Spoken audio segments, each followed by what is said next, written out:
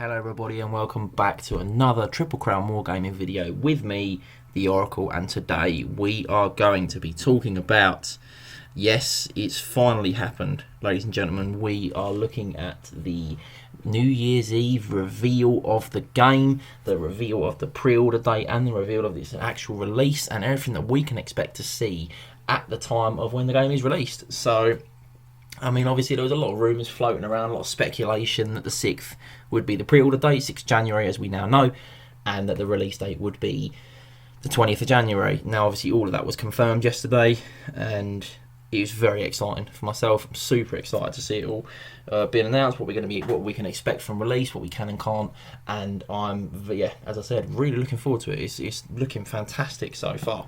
So, I mean, God, it's been almost 4 years now. By the time the game comes out, it would have been almost 4 years. 2019, they announced that the fantasy was coming back, and it's been a long old journey. It's been a long old slog, but we have finally made it, and hopefully we will be rewarded for our patience. But what we can initially see is they've shown off quite a large amount of what is going to be available from release. Now they've also confirmed some other bits on Twitter and various social medias, which I will glance over to. But for now, let's get started. So initially, they've shown off that you can buy both the Warhammer the Old World core sets. Now there's a Kingdom of Britannia one and the Tomb Kings of Khemri edition. We've already been over these, what we can see from them, what we're expecting to see out of them, and generally I'm really excited for the boxes. I think they're going to be fantastic. I'm definitely going to be picking up a Tomb King box, and I'm super excited to get working on that big bone dragon. I think he's going to be an amazing centrepiece in the army, and depending on how I mean, I think he could be competitive as well. I mean, we've seen how good the Duke on Hippogriff is, so I think a Tomb King on a bone dragon could be outrageous. But that will obviously be seen. But they have confirmed on Twitter and on Facebook, or both, I believe, that or X rather than Twitter now, whichever takes your fancy, that the core sets are not limited release. They will be around forever. For as long as the game exists for, or until new core sets come out, I can assume. But yeah, so the Bretonnian and the Tomb King core set are going to be around for the foreseeable future. So thankfully there's going to be no mad rush after the inevitable first 5 minute sellout on pre-order date, but everyone's going to be able to get a box, which is the best thing, and that's really good of them, to be honest. Now alongside that, they've also obviously announced that they're going to be selling the rulebook separately, which I think is good, because for some people they might have large Bretonnian or Tomb King's armies already and don't want to buy the whole box, so you can at least get the book, which is good. But we'll come to some other points on that, why I think there's slight issues with releasing the rulebook without, but we'll get to that. Now, obviously also they're showing off the Forces of Fantasy. You can buy that book as well, which is going to contain your rules for Dwarven Holds, Empires of Man, Kingdom of Britannia, Wood Elves and High Elf Realms. Now that's very cool, and they're obviously showing off the Ravening Halls book as well, which is Orcs and Goblins, Warriors of Chaos, Beastmen and Tomb Kings. Now all of those are going to be available for purchase at, they're all going to be available for pre-order and purchase upon release, which is great. So you're going to have all of the rules for those armies in there, but they have confirmed online that at the initial release point there isn't going to be re-releases of the other armies models. So obviously at release you're going to be able to get a large amount of the Tomb Kings range and a large amount of the Bretonnian range, but you're not going to be able to get any returning Dwarfs, Empire, Wood Elves, High Elves, Orcs and Goblins, Warriors and Beastmen. They're not available from release, which, you know, I don't have much to say on that. I don't really know what to say on that one, really, to be completely honest. Hopefully we're going to see a little second wave in like February time, and hopefully that's when we'll be able to start getting some of those models, because it feels like at the minute, if you buy the Ravening Halls book, if you don't buy the Tomb Kings book and you don't own one of those armies already, you can't purchase any minis to play the game. So yeah, I feel like they've gone big for the banking on you buying the box games, which, you know, makes a lot of sense, and I think the box games are very enticing, so I think that is at least very positive, is that you've not been left out in the cold. fully, because you can always just pick up one of the new box games. But I can understand if someone isn't really interested in Britannia or Tomb Kings, then they may not necessarily purchase things on release. But obviously those books will always be standard stock items as well, so that's nice. Next we get on to the Arcane Journals, which seem, so there's two of these obviously being released. You've got the Kingdom of Britannia Arcane Journal, and you've got the Tomb King Arcane Journal. Now they've shown off in the video that came alongside this pre-order that you can see slightly the contents of the Bretonian Arcane Journal, so you can get a bit of a view as to what you can expect from that book, what's in there, what we can be looking forward to. It contains obviously a range of special characters. We've got at least a shard. We've also, you can see from the content that they show off in the video that the Green Knight is going to be returning in that book, which is fantastic, because to be honest I think he's arguably one of the best models Games Workshop have ever made. So glad to see him coming back. And there was also mention to a new character called Cecil, the Worm Slayer, however you say it. But yeah, so he's going to be in there. Obviously there's, as I've mentioned before, the Border Prince Bombards. You've got your armies of infantry, goodness, you've got your armies of infamy, and all of those are going to be supplemented into, you can use those as a supplement to the initial book. So obviously you're going to want the rule book, and then you want the full fantasy. That will contain all of your rules for your Bretonians, and it will contain all the generic magic items and magic spells. And then in the Arcane Journal for Bretonia, you would have these additional armies of infamy and the additional special characters. There's also some additional magic items and things like that in there. So as a supplementary book, they're a softback as well, so it's not like you're going to be carrying around 3 big heavy books. Relatively similar to if you're playing Lord of the Rings, for example, you'd have a rule book, you'd have an army book, and then you're probably going to have some sort of supplement book. Which I mean, when I play Lord of the Rings, I regularly have 3 books. Excuse me. So for me, I'm not necessarily that fussed about all of the books. I mean, by the time 8th was done anyway, a lot of the time you'd see the rule book and the army book. And then if you were using some sort of supplementary thing like Monsters Arcanum or Tamakan or Storm of Magic, you're going to see those additional books anyway. So I don't actually think it's much more than we saw in previous editions. So I don't really mind the amount of books myself. I know that a lot of people, it's not been the favourite thing for them. They're going to have to be carrying around extra books, and I can completely understand that. And obviously it's an additional purchase as well. But you don't need to purchase the Arcane Journal at release if you don't want to. So that's not all bad, especially as none of the special characters in the books are going to be available from release. So we'll get to that in a minute, but I can understand why maybe people wouldn't want to purchase the Arcane Journals straight away.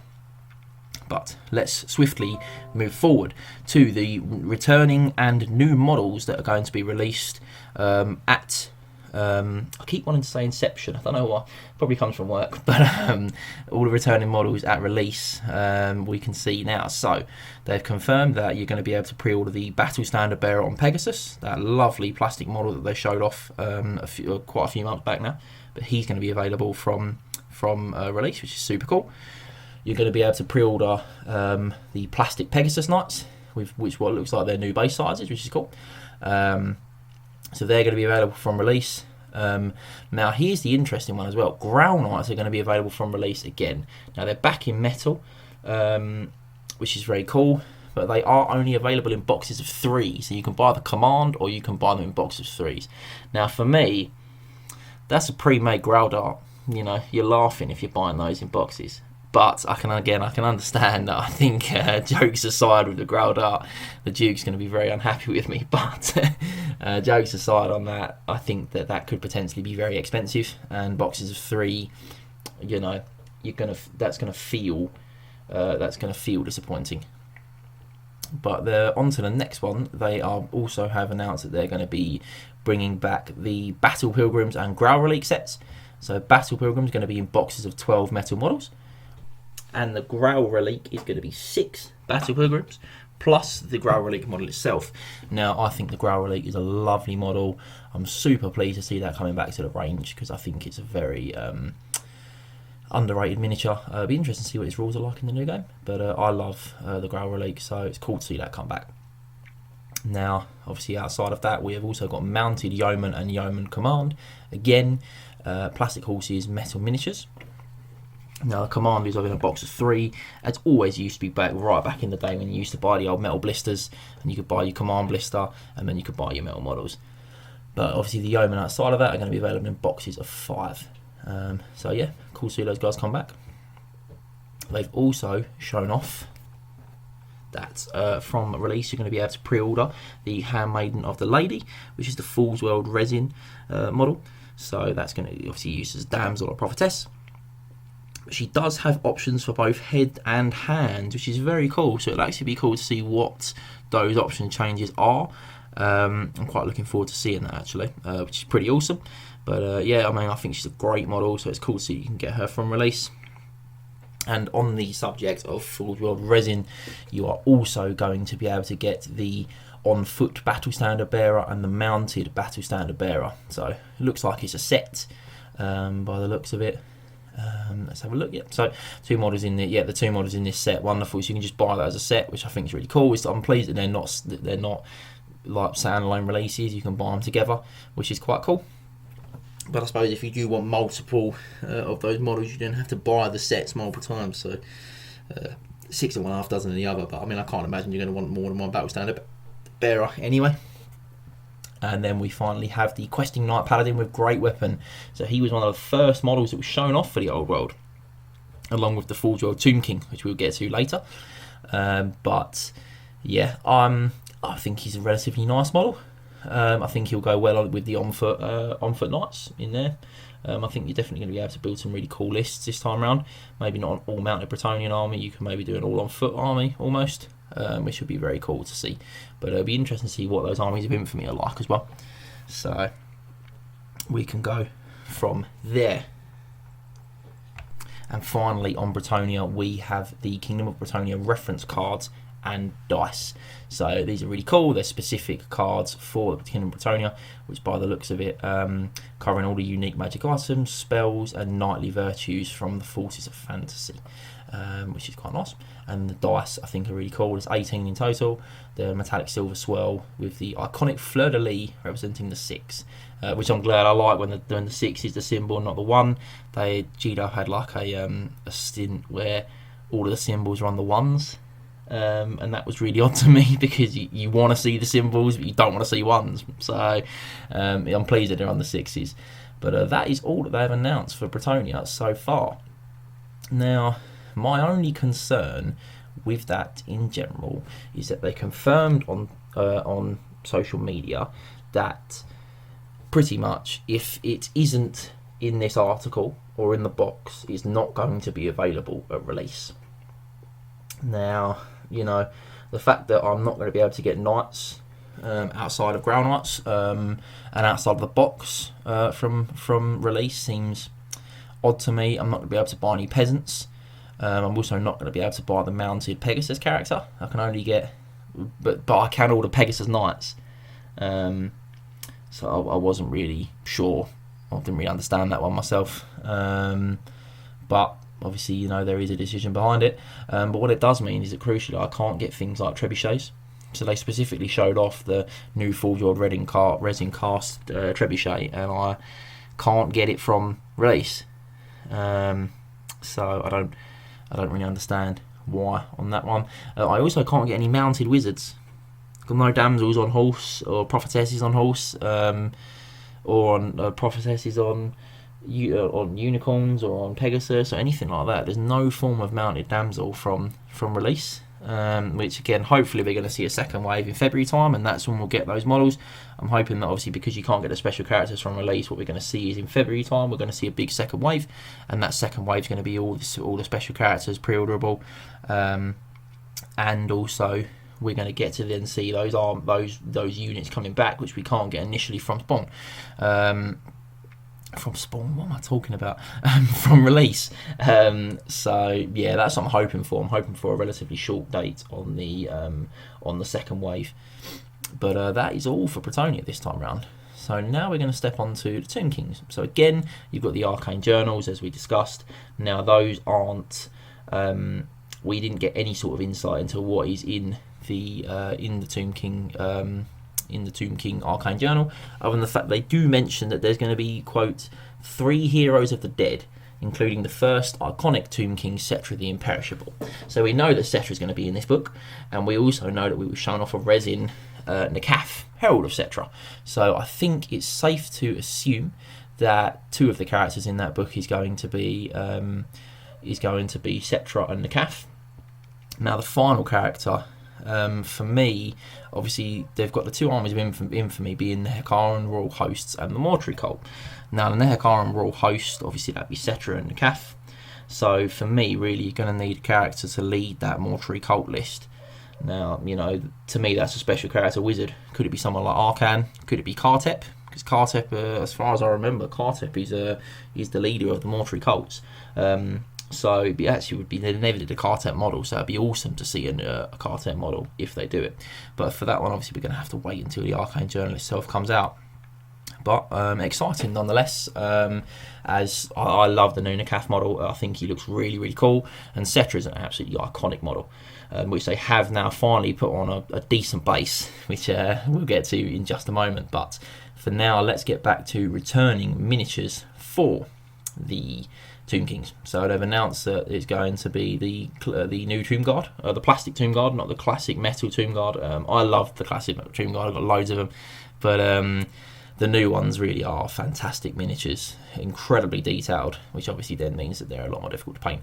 But they're a hobbyist stream. They're a lovely set, and they're going to come in boxes of 20 now.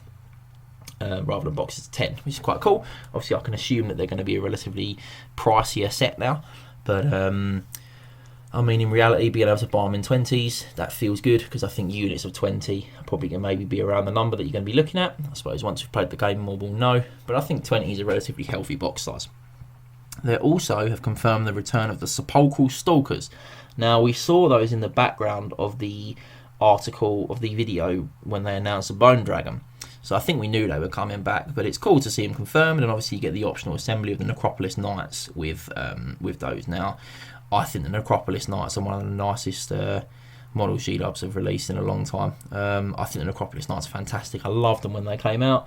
When I had my initial Tomb King army, I used to run a block of 8, but inevitably I ended up swapping that Tomb King army with the Lawmaster for his Skaven army. So I'm excited to be getting back into the Tomb Kings, to be honest, and they're fantastic models, so seeing them return is awesome. Now next up we have the Necro Sphinx, which obviously has the optional assembly of the Kemrian War Sphinx as well. Again, fantastic models, super cool. Great to see them come back. Real centerpiece, big models that sit around the rest of your skeletal hordes, which is awesome. Now, a couple of the more discerning members of my friends group have noticed that it looks like the Necro Sphinx has been rebased onto a larger base. Excuse me. Now, obviously it used to be on a chariot base, and it used to be quite snug fitted on a chariot base, whereas all of these new photos show that it does seem to have a relatively decent amount more room around it than it used to have. And they've certainly not made the model smaller, and as we will get to later, they have shown off that there is now a 60 by 100mm rectangle. So I think that they've been changed from the 50 by 100, which was obviously the old chariot base. I think that they're now going to be on the 60 by 100. But yeah, they're fantastic models. Really cool to see them come back. They would cost an absolute arm and a leg to purchase off things like eBay and other auction sites online. But so to see them come back and actually not have to remortgage my house to buy some, I'm very pleased with that.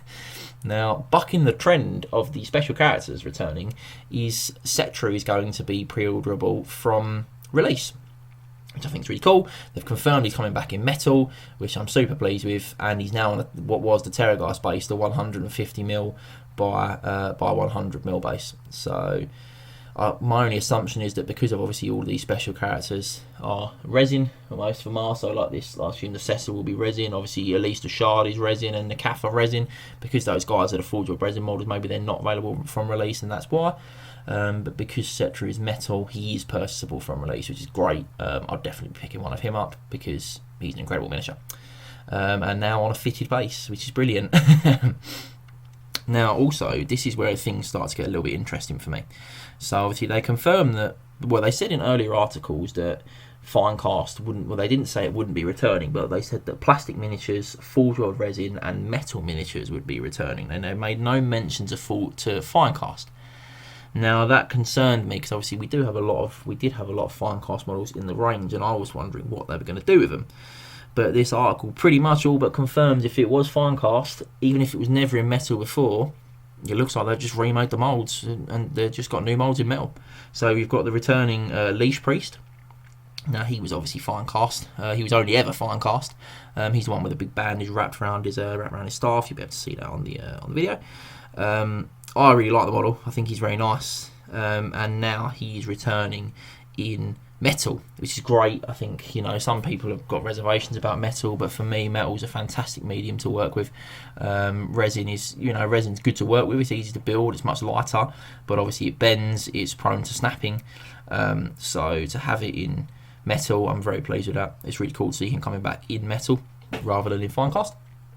Now we could also see Ushapti, which they really were probably one of the units which got me into wanting to purchase Tomb Kings way back when.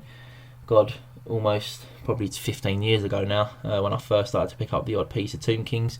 And they really probably were the units that got me into it. I've loved them, and so they're coming back in metal, which is awesome. And the Great Bow Ushapti are also coming back in metal, not resin. So we're not going to have bows and arrows bending all over the place. What we're going to have is really nice sharp miniatures. They're going to be coming in packs of 3, as they always did, to be fair. Well, I think actually it might come in singles, the metal Ushapti, the melee Ushapti, but it's great to see them coming back. Really nice models. Really pleased with those. Now on to fine cast. Well, not fine cast, forged order resin, sorry. We have got the Tomb King. Again, obviously mentioned him back when I spoke about the Paladin. One of the first two new models that got shown off for the old world. He's going to be available from release. He's the one that's got like the hand weapon and what some people affectionately call the rattle, but I quite like it myself. I'm going to say the stick of command, but I think he's cool. He's got a nice miniature. I think that as to whether I'll pick him up, because obviously you've got the Tomb King on the Bone Dragon, so I don't know if I'm going to pick him up initially, but I think he's a very nice mini. He's called Seem New, so he's available. You've also got the Battle Standard Bearer for Tomb Kings, which I think is a lovely model. It looks like they've changed the direction with what battle standards are going to be now. So they were always originally, back in the day, they were whites, similar to like Vampire Counts, which was cool. But now they look like they're going to be mummies, the same as Tomb Kings. So I wonder how tough they're going to be. But the new model I think is fantastic. I love the big centerpiece BSB. I think I'll definitely be picking him up. But I think he's lovely. The Royal Herald, as he's known. But I think he's fantastic myself. Definitely going to be grabbing one of him. And we can also see that the new and improved Tomb Swarms are going to be available from release as well. Which again, really nice. I used to like the old Tomb Swarms, but they were very flat.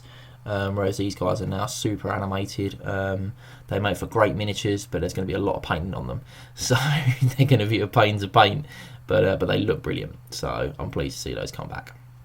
And that's going to be the end of the available Tomb King models from release. Now that's disappointing because unlike the Bretts, where obviously we're missing out mounted characters, questing knights, stuff like that, the Tomb Kings were missing quite a chunk of the book, so there's going to be no Necrotechs from release.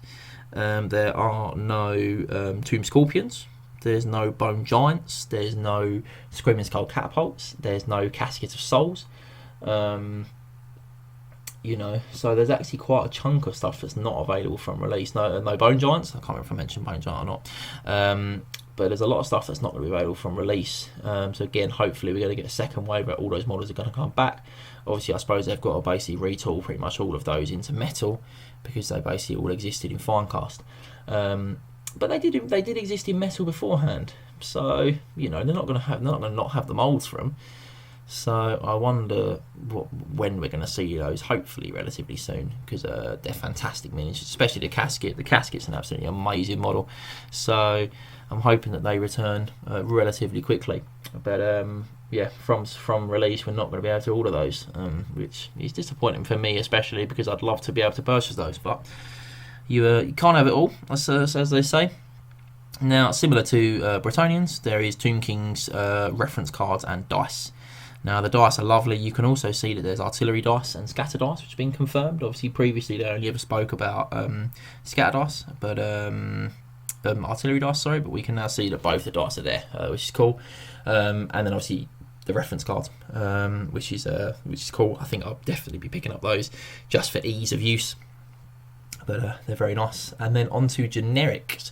So we've also been shown off. There's generic Warhammer the Old World dice sets, which are blue and gold, with Galmaraz being the 6th. Very nice. Card sleeves. Now, I like the card sleeves. I'm a big fan of card sleeves for Lord of the Rings, obviously harking back, but they released card sleeves along with the little cards that they had, which had all of the units stat lines on them. So the card sleeves are super helpful. I'll definitely be picking some of those up. And they've also shown off generic common magic items and laws of magic cards. Now, again, I think both of those are going to be worth picking up, just for ease of use. Save you flipping back and forth through the rulebook, because as it stands at the minute, there's not going to be a little rulebook like we used to have with 8th edition. Obviously, I remember the Island of Blood, and inside the Island of Blood, you've got the small paperback version of the rulebook, which was super helpful. But it doesn't look like we're going to have that for the Old World. So I think the reference cards are going to be super helpful. You're definitely going to want those in your life. But and finally, they talk about, as the hotly contested question, is bases and modular movement trays. So bases are going to be returning in packs, and I don't know as to what how they're going to look like, what they're going to look like. So they've said, I'll read the article out just rather than me quoting. The one in the Old World uses square and rectangular bases, many of them larger than those used for previous iterations of the game. So we know that obviously the 20mm is now gone. We've also finally got confirmation on the 30mm. It's widely speculated, but it looks like it is there. So we know that it's there now. If you want to rebase your venerable forces of the new Old World, you'll want to pick up some of these sets. There are 11 packs to choose from, with every variation of base you could need, from 25mm squares for infantry all the way up to the 150 by 100mm rectangles for the largest of monsters. Now, I wonder what is going to get rebased, and I wonder how these packs are going to work. So it says that there's 11 packs to choose from. So are they going to be mixed packs? Because there's 11 bases that are on this picture. So are they going to be mixed packs? Are they going to just be a pack of 25s, a pack of 30s, a pack of 40s? Because it obviously says there's 11 packs to choose from with every variation of base you could need. Now, is that saying it's 11 packs to choose from for every variation? So there's a pack for every variation, or is it a mixed pack? Now, I know that years ago you used to be able to buy packs of bases from GW that were mixed packs, but 11 different packs, I think it just means that they're going to just be selling them in packs of just that base size, which I'll be very pleased with. I'm hoping that they have produced a lot of these, because I feel like there's going to be a lot of returning players that are going to need to rebase, and I worry how quickly things like that are going to sell out if they're not just on stock available to purchase. So that's going to be that's a worrisome one, that. And then finally, the final actual physical hobby tool, I suppose, that they're showing off is the return of the modular movement tray. And I loved the modular movement tray. It was so useful to be able to build exactly the size that you needed, put your models on there. It was brilliant. To see that come back, really cool, really pleased. It's a shame that they're not retooling it though, because obviously previously it used to have 20mm on one side and 25mm on the other side. The 20mm now doesn't exist in any iteration, and yet by the looks of it they haven't changed the tooling on it. It looks like it's going to be 20mm on one side and 25 on the other, which is a bit of a pain, because it just means you'll have to physically work out the base sizes that you want if you're using 30mm, so 30 by 60s or anything like that. Yeah, disappointing that one, but it's cool to see at least that they have brought them back so they are usable, so can't really complain on that one all that much. And then finally they have shown off a Warhammer the Old World map of the Old World. It's a very big map. It's a metre long. It's almost a metre square. I think it's super cool. I'm actually really pleased to see it coming back. Well, I say coming back, I'm actually really pleased to see it being released. I definitely think that'd be great for anyone to have in their studio. But it depends. I suppose it depends on the price point, whether it's worth getting. But it's really cool either way. Now, that was everything, which was quite a chunk of content that was shown off. It was really cool to see that that's what we're going to be getting. It's cool to see that it goes on pre-order so soon, and we're not going to have to wait too long for it now. We've already done all of our waiting, 4 years of it, but it's finally here, and we are very soon going to be able to play this game. Now, I'm super excited about it. I think a lot of people are as well. I know a lot of people have got reservations. But either way, I think this is good. I think this is exciting. I think this is a really cool article. It's really good to finally see what we're going to be getting, and definitely going to be able to, work from there. Now, obviously, I'd love to know all your guys' thoughts.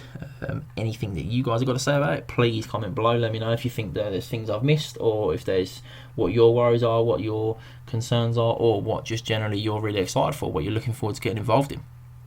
But please, as always, thank you for watching this video. If you did like the content, please subscribe to YouTube, like and share with your friends, and head over to triplecrownwargaming.com to the Knights of the Realm mustering ground, where you can join and view all of our other content, and hopefully soon to be old world content. But for now, thank you very much for letting me take up all of your time. Remember to tag your friends and like, subscribe and share. Then head over to triplecrownwargaming.com and become a Knight of the Realm today. What are you doing, mate? You alright? Doing it for Warhammer!